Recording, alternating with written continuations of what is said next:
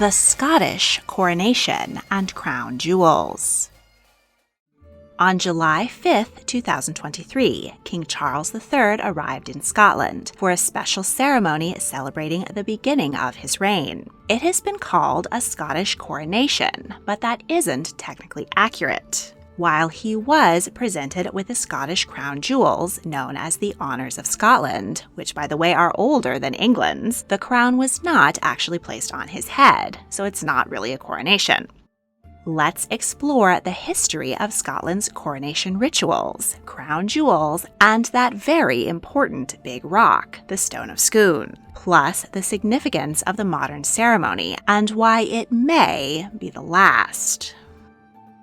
The first recorded coronation on the island of Great Britain took place at the monastery of Iona in what is now Scotland. In 574, King Aidan of Dalriada, a Gaelic kingdom which comprised Northern Ireland and Western Scotland, was crowned by Saint Columba. While spreading Christianity in Scotland, the saint informed the king of a custom sweeping Europe, placing a crown upon the head of a king as a symbol of divine right. Coronations impressed the people and helped to secure royal power, so Aidan decided he'd have one of his own. During the ritual, the king's genealogy and thus his right to rule were read aloud. Then Saint Columba blessed him.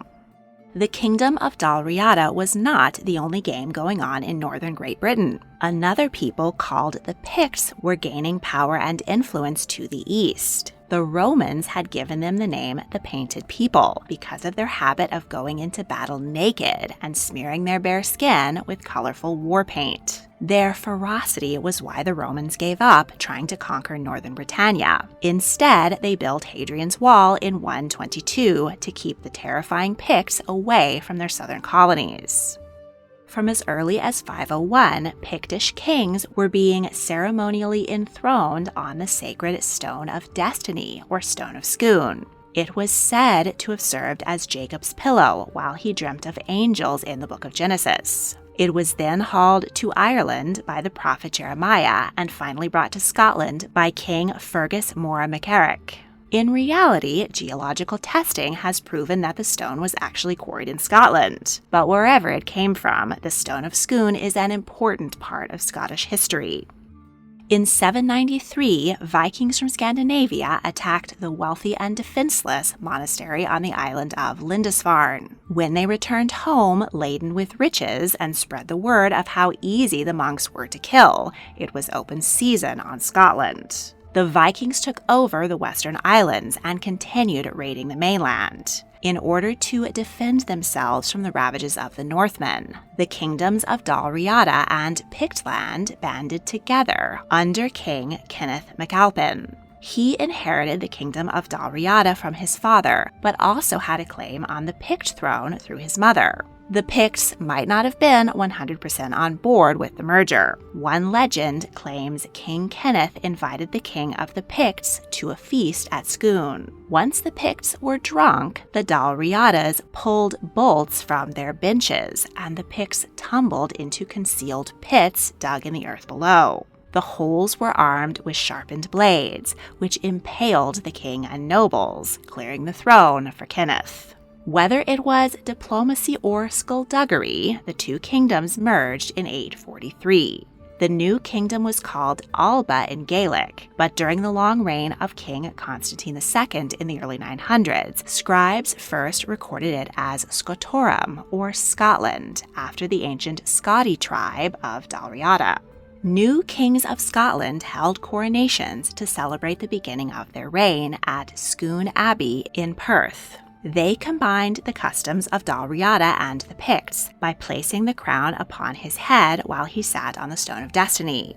It's not clear when early kings added a scepter and sword to the crown, but King Edgar is depicted with all three in his Great Seal from 1097. The Gaelic system of inheritance, called tanistry, dictated that any adult male relative of the dead king could be elected as a new king. This ensured that there would always be an adult ruler ready to strap on armor and go to battle against the Vikings, but it also led to a lot of family feuds over the throne. After Kenneth's death, his two sons, Constantine I and Aed, formed two competing branches of the Alpin dynasty, which ping-ponged the throne back and forth. Cousins often killed each other in battle or straight-up assassination to hasten their own ascent to the throne. After the death of a king, it was often a race to Scone, to be the first to get your bottom on the Stone of Destiny.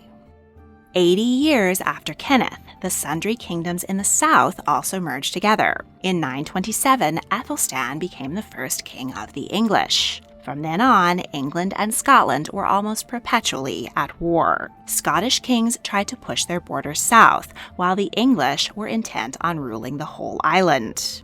In 1286, King Alexander III of Scotland died without a son. By this time, Scotland had abandoned Tanistry and all the bloodshed it wrought, in favor of a more certain succession of primogeniture, or eldest son takes it all. But Alexander's only legitimate heir was his granddaughter, Margaret, the child of his daughter and King Eric II of Norway. Margaret was only 3, and her parents were reluctant to send her to her new kingdom. By the time she was 7, they could no longer ignore the protests of the Scottish lords. They kissed their baby goodbye and put her on a ship bound for Scotland. During the rough crossing, Margaret became ill, possibly from food poisoning. Shortly after arriving in Orkney, she died in the arms of the Bishop of Narv. Poor Margaret's death meant that there was no clear succession in Scotland, but there were plenty of contenders. King Edward I of England made a deal with one of them, John Balliol. He agreed that if Edward would secure him the throne, he would give up Scotland's independence and make it a vassal state to England. King Edward added insult to injury by stealing the Scottish crown jewels and the Stone of Scone and taking them back to Westminster Abbey. The medieval Scottish crown, scepter, and sword have long been lost. The gemstones were likely ripped out and the gold melted down to be used in other pieces of English regalia. The Stone of Scone, however, was harder to destroy, and it didn't have much value other than as a symbol of English domination over Scotland. Edward ordered a new throne so that his own descendants could be crowned while sitting upon the Stone of Scone. St. Edward's chair has been used in every English coronation since. The Scottish lords were furious, and they refused to fight in Edward's war with France. They signed the first of many treaties with France against the English. In response, Edward deposed Balliol and took control of Scotland himself. Under the many abuses imposed by the English, the Scots rose up in rebellion. William Wallace emerged as a leader in the Wars of Scottish Independence. After he was executed by the English, Robert the Bruce took up the leadership. He was a descendant of King David I and was crowned King of Scotland in 1306 with a new set of regalia. Robert's victory at the Battle of Bannockburn allowed the Scots to regain control of their kingdom. In 1320, the Declaration of Arbroath, the world's first declaration of independence, forced the English crown to recognize Scottish sovereignty. In 1494, King James IV received a magnificent scepter as a gift from Pope Alexander VI. The elegant silver-gilt piece was crafted in the Italian Renaissance style. The finial features stylized dolphins and 3 figures of the Virgin Mary and Christ, St. James, and St. Andrew, topped with a massive globe of polished crystal, surmounted with a golden globe and a large pearl.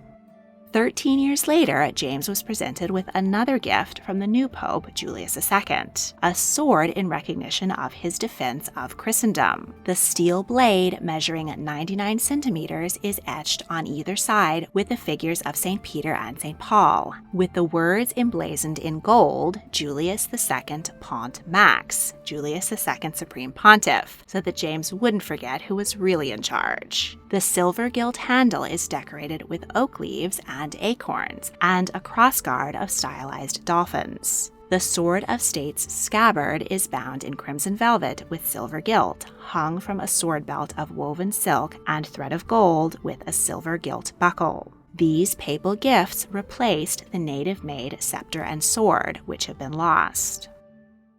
In 502, James IV and Henry VII of England signed the Treaty of Perpetual Peace, and James married Henry's daughter, Margaret Tudor. But the peace was far from perpetual. 10 years later, James got into a disagreement with his brother-in-law, Henry VIII. He invaded England and was the last British monarch to die in battle. His son, James V, was just 17 months old when he was crowned at Stirling Castle. The baby was knighted before the ceremony. The Bishop of Glasgow anointed him with holy oil and placed the crown upon his head. Traditionally, this role was carried out by the Archbishop of St. Andrews, senior cleric of the Church of Scotland, but he had also been killed in the Battle of Flodden. A noble read the oath on the baby king's behalf. Finally, the congregation recited an oath of fealty to him.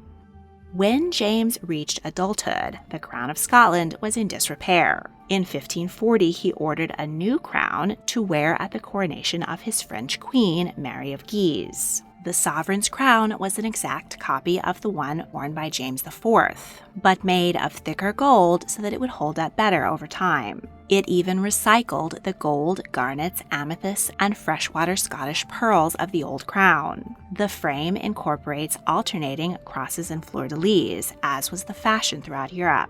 The rich crown is an exceptional example of Gothic goldsmithing and a testament to Scotland's wealth and position as an important European center at the time. What's more, the two arches were a clear message that Scotland was a sovereign state, with no one and nothing above its king, save God himself, symbolized by the enameled, star-studded Mond and Cross. A consort crown was also made for Queen Mary, but it has been lost. James V was still salty towards his uncle Henry VIII for killing his father. He continued the feud with England, but died shortly after a battle at the age of 30. The crown of Scotland was placed on the head of his coffin as he lay in state. James left the crown to his 6-day-old daughter, Mary, Queen of Scots. Henry VIII wanted to seize control of Scotland by way of marrying his son Edward to the young queen. But when the Scottish lords refused, he scaled another northern assault, which, in a stroke of dark humor, was called the Rough Wooing. Mary instead wed her cousin Henry Lord Darnley and had a son named James. She turned the tables on England by pressing her claim to the English throne through her grandmother Margaret Tudor. Queen Elizabeth I of England had Mary arrested because of her suspected involvement in the explosion which killed her husband. The Scottish queen was imprisoned in England for 19 years. During this time, she was involved in numerous conspiracies to assassinate Elizabeth and take her throne. As Mary was Catholic and Elizabeth Protestant, Mary gained a lot of support. Finally, Elizabeth had enough and ordered Mary beheaded. But when the Virgin Queen died in 1603 without an heir, the next in line to the English throne was Mary's son, James. He had been crowned King James VI of Scotland in Scone shortly after his mother's arrest, when he was just 1 year old. Now 37, he eagerly rode to London to be crowned King James I of England in Westminster Abbey. There he was the first Scottish king to sit upon the stone of Scone in 300 years. From then, England and Scotland were united in a personal union, but each maintained their own separate government. James's son, Charles I, was crowned in Westminster Abbey, and then traveled north for a Scottish coronation at Holyrood Abbey in Edinburgh. He angered the Presbyterian Scottish lords by insisting on an elaborate High Anglican ritual. Charles I maligned a lot of people and ended up losing his head in the English Civil War in 1649. Scotland was still independent, and they didn't appreciate the English executing their king. This led to the Wars of the Three Kingdoms. Scotland recognized Charles's son, also called Charles, as their new king. He was living in exile in France, but in 1651 he traveled to Scotland for a coronation at Scone Abbey. This was the last coronation in Scotland, and the last time a monarch actually wore the crown of Scotland. In the following years, ancient Scone Abbey fell into disrepair and collapsed. The new Lord Protector of England, Oliver Cromwell, was fast closing in on Scotland, so Charles II hightailed it back to France. Cromwell had already sold off the English crown jewels and melted down their gold to make coinage. He was desperate to get his hands on the Scottish regalia. But a Scottish lady, Christian Fletcher, smuggled the jewels out of Scone in a sack of wool and buried them under her husband's church in Kenneth. After a decade as a republic, the English invited King Charles II to restore the monarchy, and he was crowned in Westminster Abbey in 1661. His successor, James VII of Scotland and II of England, didn't want to make the journey north, so he invited Scottish peers to come to London and witness his coronation there. In fact, none of the monarchs of Scotland bothered to travel to Scotland for the next 170 years. The honours of Scotland were never worn again, but they were carried in the procession of the annual opening of Parliament to represent the absent monarch. When royal assent had to be given to an Act of Parliament, the sceptre was symbolically touched to the written act. King James did create the most ancient and most noble Order of the Thistle, which remains Scotland's highest chivalric order. He claimed it was a revival of an original order founded in 786 by Achius, King of Scotland, who, before winning a battle against the English, saw the cross of St. Andrew appear in the sky and was inspired to form an order dedicated to the saint. This story is a bit dubious, and it is more likely that James just wanted another accolade to match the English Order of the Garter. The thistle is the national flower of Scotland. According to legend, in 1263, the invading Norse army was attempting to sneak up on the Scottish army. They stealthily removed their boots and moved under cover of darkness. But one of the barefoot Norsemen stepped on a spiny thistle and cried out, giving the game away and saving the Scots from defeat. In 1688, the English Parliament kicked James off the throne for being Catholic and invited his Protestant daughter Mary and her husband William of Orange to take the throne instead. The Scottish Parliament went along with the change, but many were unhappy with England yet again messing with their king. James and his descendants tried to regain the throne multiple times through their supporters in Scotland, who were known as the Jacobites. In the 1690s, Scotland experienced devastating famines. What's more, a scheme to set up a colony in Panama, which nearly every Scottish landowner had invested in, failed. On the brink of financial ruin, the Scottish Parliament voted to dissolve itself and unite fully with England. The sceptre was used for the final time to grant royal assent to the 1707 Act of Union, and the new nation of Great Britain was born. The Union allowed Scotland's economy to flourish, but while the Lowlanders were enjoying the benefits, Highlanders saw little advantage. When James VII and II's grandson, Bonnie Prince Charlie, landed there in 1745, he found a groundswell of support. The Jacobites won a handful of battles and looked promising as they marched south. But King George II sent the whole of the British army to meet them, and the Scots were massacred at the Battle of Culloden.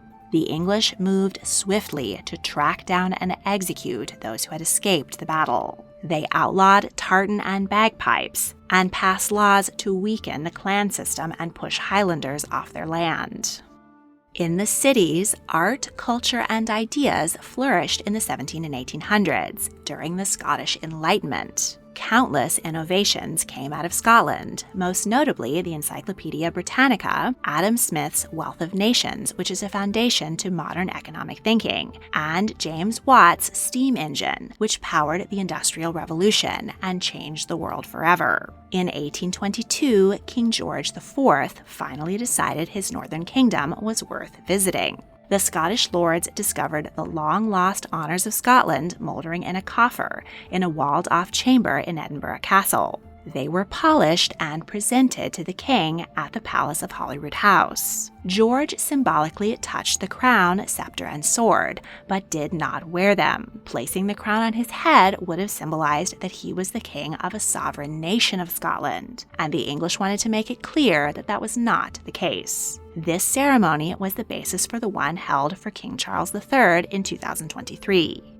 Queen Victoria didn't have a Scottish ceremony, but her husband, Prince Albert, so loved the Highlands, which reminded him of his German homeland, that he built Balmoral Castle there. Since then, the British royals have spent a significant amount of their vacation time at the Scottish estate. While wearing tartan kilts and stalking deer, the Windsors have developed a strong affinity for Highland culture. Scotland was a crucial part of the development of the British Empire. Ships built in Glasgow delivered Scottish soldiers all over the world to expand British influence and bring incredible wealth back home. Still, the Scottish regalia was only used once, when the sword was carried in 1911, when King George V opened the Thistle Chapel at St. Giles Cathedral in Edinburgh. During World War II, the honors were buried under the floor of a water closet, so they wouldn't fall into German hands should the worst happen. On Christmas Day in 1950, a group of Scottish students stole the Stone of Scone from Westminster Abbey and returned it to Scotland. They hid it for 4 months, but the government tracked them down and returned the stone in time for Elizabeth II's coronation in 1953. 3 weeks later, the Queen made a visit to Scotland. During a ceremony of Thanksgiving at St. Giles Cathedral, the honours of Scotland were presented to the Queen. This ceremony was designed to honour Scotland's significance as a member nation of the United Kingdom, and it went off very well. The one misstep was her outfit. Prime Minister Winston Churchill wanted to make it clear that this was not a coronation, so he advised Elizabeth not to wear royal robes. Many Scots thought her blue dress, hat, and pumps were insultingly informal. Still, Elizabeth was popular in Scotland, partly because her mother, Elizabeth Bowes-Lyon, was Scottish. Thousands came out to watch her process along the Royal Mile to Holyrood House. During her reign, the Sword of Scotland was used at the installation of Knights of the Order of the Thistle, which the Queen and other royals joined. The honours were brought out on several occasions when Elizabeth visited the Scottish Parliament. In 1996, the government finally allowed the Stone of Scone to return home and be displayed at Edinburgh Castle. In 2022, Queen Elizabeth died while vacationing at Balmoral Castle. This triggered a host of Scottish royal burial rites, which had not been undertaken since the death of King James V in 1542. The Queen's coffin processed up the Royal Mile to St. Giles Cathedral. The crown of Scotland was placed over her head, on the exact spot where she had been handed the same crown 69 years earlier. The Stone of Scone was temporarily returned to Westminster Abbey and placed in St. Edward's chair for the coronation of King Charles III on May 6, 2023. 2 months later, on July 5th, King Charles III, Queen Consort Camilla, and William and Catherine, Prince and Princess of Wales, came to Scotland for a ceremony following the pattern set in 1953. During a service of Thanksgiving at St. Giles Cathedral, Charles was presented with the honours of Scotland, the crown, scepter, and sword. The original sword of state was considered too fragile, so a new one, named the Elizabeth Sword in honour of the late Queen, was made by Scottish artisans at a cost of £22,000. The new sword is larger than the old. The pommel is made of Louisian Nice from Iona, and the scabbard of oak from Perth. The hilt and crossguard are swirling thistles. The blade is engraved on one side with the royal motto of Scotland, "In my defence, God me defend," and on the other side the motto of the Order of the Thistle, "Nemo me impune licessit," "None attack me unpunished." To remedy the old wardrobe misstep, Charles, Camilla, and William wore the grand green velvet mantles of the Order of the Thistle. Camilla was just inducted into the order in June, likely so that she could wear robes on this occasion.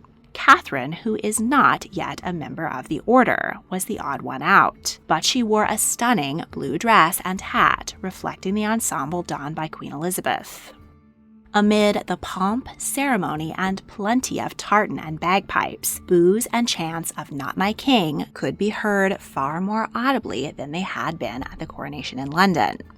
The relationship between England and Scotland has disintegrated in recent years. In 2014, a referendum was held in Scotland to leave the United Kingdom and become an independent nation. The no side won by a narrow 55%. 2 years later, the UK voted to leave the European Union, but the Scots were largely against the decision. Many in Scotland now want to leave the UK and join the EU on their own. Currently, the Scottish National Party controls the Scottish Parliament, and their primary platform is a renewed push for independence. Leaders tried to secure another referendum vote this year, but were blocked by the British government. Several prominent MPs skipped being inside the Abbey for the ceremony, and instead chanted outside with the protesters. With the death of the popular queen and the ascension of her less beloved son, republicanism has grown hand in hand with the Scottish independence movement. The king's visit was meant to strengthen ties between the British monarchy and Scotland. But if he manages to preserve the monarchy long enough for his son William to inherit it, Scotland may no longer be a jewel in the British crown.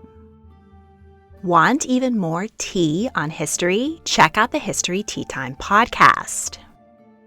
You can now follow History Tea Time on Facebook, Instagram, and TikTok. A special thank you goes to my patron, John S. Foltz. If you enjoyed this video, please like, subscribe, comment your thoughts, and check out my other royal history videos. If you really want to help, please consider supporting me on Patreon. A link is in the description. Thank you for watching.